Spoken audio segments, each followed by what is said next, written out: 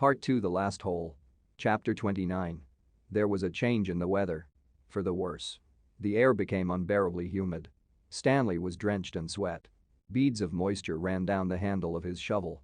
It was almost as if the temperature had gotten so hot that the air itself was sweating.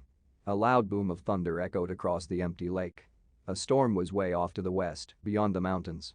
Stanley could count more than 30 seconds between the flash of lightning and the clap of thunder. That was how far away the storm was. Sound travels a great distance across a barren wasteland. Usually, Stanley couldn't see the mountains at this time of day. The only time they were visible was just at sunup, before the air became hazy.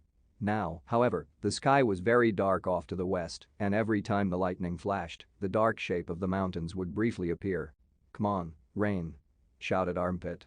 "Blow this way. Maybe it'll rain so hard it will fill up the whole lake," said Squid. "We can go swimming." 40 days and 40 nights, said X-Ray. "Guess we better start building us an ark. Get 2 of each animal, right?" "Right," said Zigzag. 2 rattlesnakes. 2 scorpions. 2 yellow-spotted lizards. The humidity, or maybe the electricity in the air, had made Zigzag's head even more wild-looking.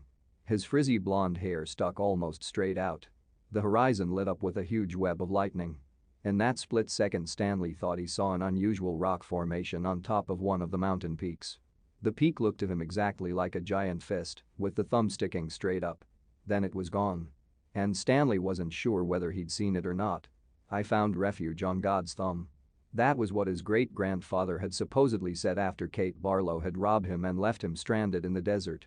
No one ever knew what he meant by that. He was delirious when he said it. But how could he live for 3 weeks without food or water?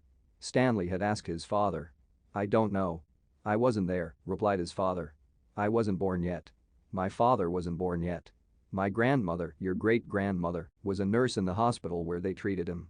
He'd always talked about how she'd dab his forehead with a cool wet cloth. He said that's why he fell in love with her. He thought she was an angel. A real angel." His father didn't know. What about after he got better? Did he ever say what he meant by God's thumb, or how he survived? No. He just blamed his no-good pig-stealing father.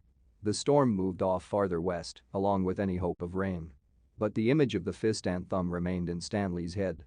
Although, instead of lightning flashing behind the thumb, in Stanley's mind, the lightning was coming out of the thumb, as if it were the thumb of God.